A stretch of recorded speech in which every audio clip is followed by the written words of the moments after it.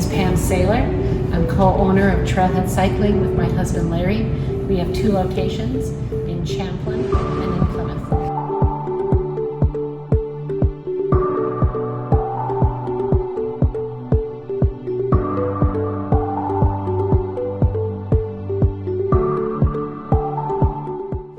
So electric bikes are a regular bicycle with a motor incorporated into the frame and a battery to give that motor power.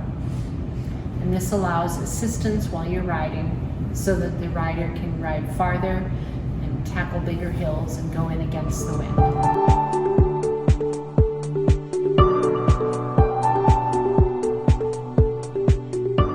Assist, or does it always on and feel you when you need it? Great question. So this is assistance only. You do have to ask the motor to participate in the pedaling with you. So we do have some bikes that have an automatic mode that allow you to just, it will match what you're doing. Okay. And those more advanced bikes have computer chips based in the motors. Okay. This is just a more simple switch-based motor. And Yes. so we just simply toggle up for more assistance or just have it ready for us for when we need to go. Okay.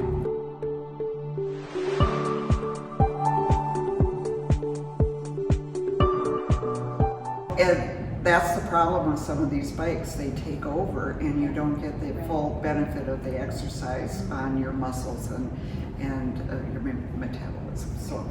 But we actually focus on assistance-only bicycles, and so you do need to get the exercise. Yeah. But you know what our experience is? People that buy electric bikes ride farther, Yeah. more frequently, Yeah. and with a lot greater joy, right? So Yeah. they wake up and say, I want to go ride my bike. And so not only are they getting exercise because they have to pedal to get the assistance, they're getting exercise because suddenly bike riding is enjoyable. That wind is not so much an issue. That hill is not so much an issue. Right? They're bicycles first. They are first and foremost a bicycle, and we do try to teach the consumers how to shift and how to brake and how to understand the bicycle, then how to understand how to add the bonus of assistance. A Class 1 bicycle is going to have a 20-mile-an-hour governor that is pedal assist. A Class 2 bicycle can either be 20 or 28-mile-an-hour governor. In addition to having assistance, they will have a throttle. So those are the bikes where you just kind of put a switch on to get some acceleration. And then there's the Class 3 bicycle, which has got a 28-mile-an-hour governor. So that means at those top speeds, whether it's 20 or 28 miles an hour, the motor will no longer assist past those speeds.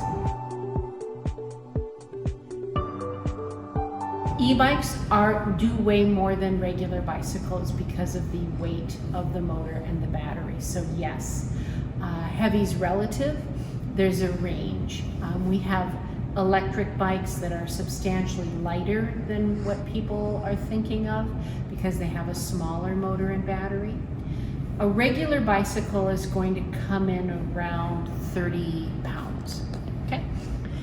Now there's certainly lighter race bikes and things like that, but if you just think the average bike in your garage, it's roughly 30 pounds.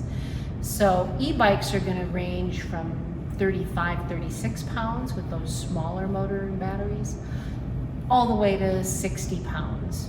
Most of the electric bikes that I carry are right around that 50-pound range. They're pretty well balanced, but yes, they are heavier. And then how far does the battery last technically? So this is about 42 miles on the range. You know what I mean? If I used it all the time. Correct. Yeah. Okay. Yep. And you know, there's so many factors that affect your range: rider weight, hills that you're climbing, whether or not you're pulling the trailer. You're a very light person, so you're going to get a farther range. Yeah. The wider the tire on an electric bike, the lower the range. So think of those little fat bikes with small hub-based motors. There's probably a 20, 25 mile range.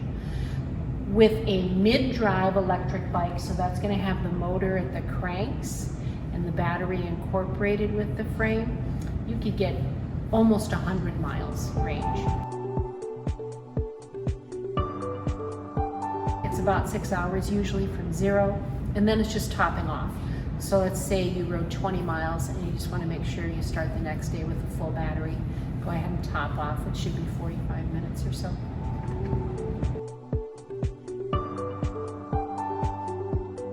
Great question.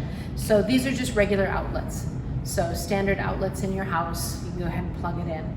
All of us have docking stations in our houses these days because we're charging so many items, whether it's lights or cell phones or any of the USB rechargeable product around our houses.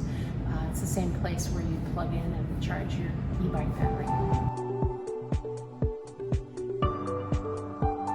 There are some electric bikes where the battery is incorporated into the frame and you would have to disassemble the bike to take it out, so you're always charging on the bike. There's a lot of bikes where you can remove the battery safely and charge in the house.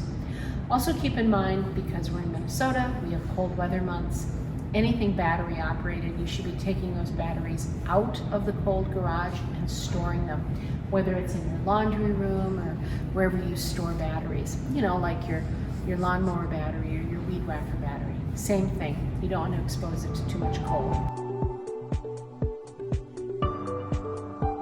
The best way to transport an electric bike is to have a rack on the rear of the vehicle.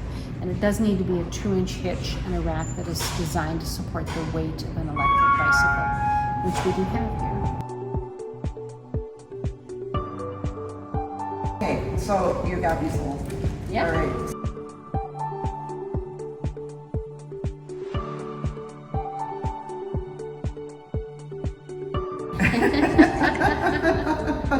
It's It's got a smudge on it. We have to get you a new one. Oh, God.